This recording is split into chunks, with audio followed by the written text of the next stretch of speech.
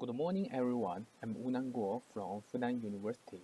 Today, I give a presentation about the work improving automated GUI exploration of Android apps via static dependency analysis. Automated GUI exploration plays a key role in many important scenarios. For example, functional testing to find runtime errors, security analysis to identify malicious behaviors, and competitive analysis to springboard the app features. There are two different strategies to automate GUI exploration, random and heuristic, corresponding to two state-of-the-art tools, Monkey and Stoat. However, the coverage of the two tools are basically low. In order to know the reasons of low coverage, we conduct a study to analyze limitations of Monkey and Stoat. The data includes 18 apps from Stoat benchmark and 52 apps from F-Droid. The average coverage is shown in this table. We found three key limitations due to the lack of dependency knowledge. They are widget page dependency, widget dependency, and system event dependency. The bar graph on the right shows the number of apps that lacking each dependency for Monkey and Stoat. I will present the three dependencies more detailedly in the next couple of slides. Widget page dependency means the reach of a new page depends on triggering the event of the correct widget on the current page. For example, there is a search icon, a magnifying glass surrounded by a yellow dotted frame. Its event is defined in the layout file, and the callback search press is defined in the class archive. The callback can open a new page of class search window. If the search icon isn't clicked, the code surrounded by red dotted framework in search press method and even in the search window class won't be covered. Widget dependency means the execution of the code branches in a widget callback depends on the triggering of the specific widget, as well as the state of associated widgets. For example, the left is a page of an opened dialog with an OK button in the bottom left and a checkbox above this button. In the callback of the OK button, there exists a branch associated with the check state of the checkbox. If the checkbox isn't checked before clicking the OK button, the code surrounded by red dotted framework in press OK won't be covered. System event dependency means the execution of specific lifecycle callbacks such as onSave instance state and onRestore instance states depends on the triggering of specific system-level events.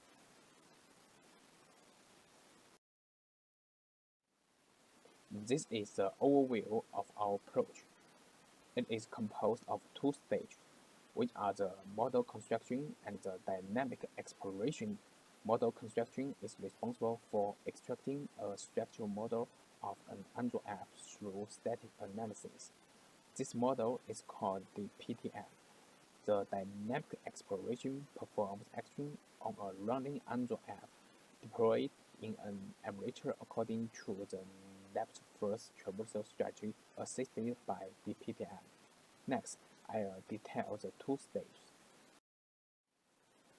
The model construction process includes four steps: page extraction, widget dependency analysis, and transition analysis.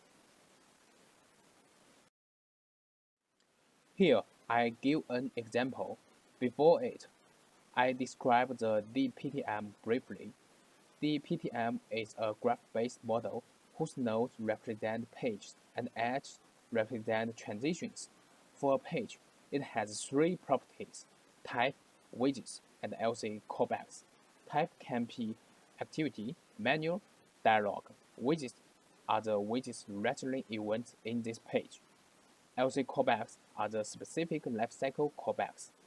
For transition, it has a property widget.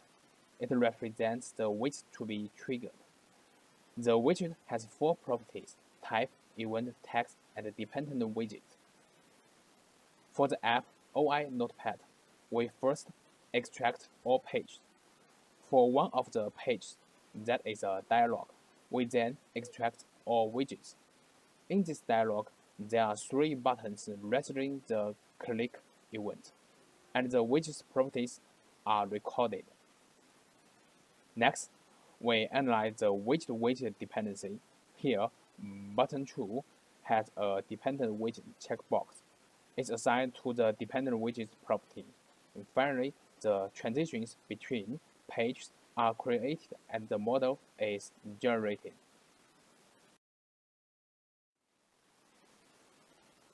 The dynamic exploration includes 3 parts: DPTM guided exploration, depth-first exploration, and exception warning handling. Here I present the process. For a page, we first check if there exist lifecycle events in the PTM. If exist, the corresponding action, for example rotating, will be simulated. Then we select a widget in the PTM. In page A, the WS1 is selected. Meanwhile, we check if the selected widget has dependent widgets. After executing WS1, page B is reached. If there is no selectable widget or going to another app, we will go back to the previous page. Here, page B belongs to another app, so we back to page A and select one of the other unexecuted widgets from PTM.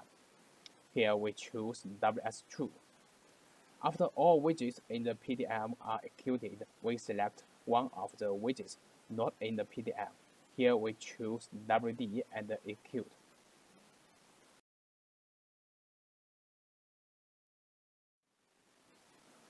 For the evaluation, we answer 3 research questions. RQ1, exploration effectiveness. RQ2, benefit of static dependencies.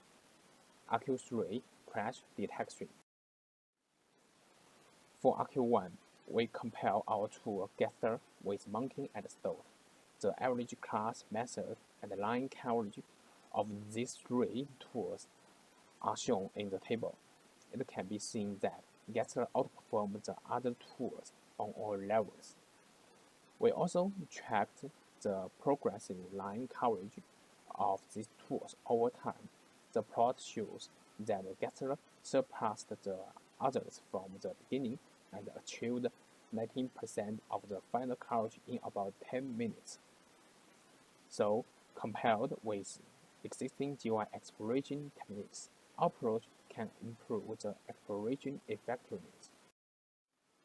For RQ2, we customized a tool named GetDF, which removes the path taking advantage of the dependencies during exploration.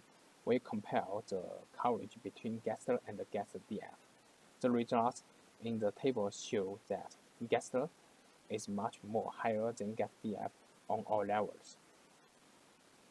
So, the identified dependencies play an effective role in the exploration process. For RQ3, Gather uncovered 4 crashes in 4 apps. These crashes are not discovered by Monkey and Stoat. Here I describe one of the crashes. In the app ADDI, the menu is opened by pressing menu key. After clicking the Open M5 item, the app crashed. In this paper, we propose an automated approach leveraging static dependency analysis to improve GUI exploration. The identified 3 types of dependencies are captured in a structural model and are used to guide the widget selection during exploration. That's all. Thank you.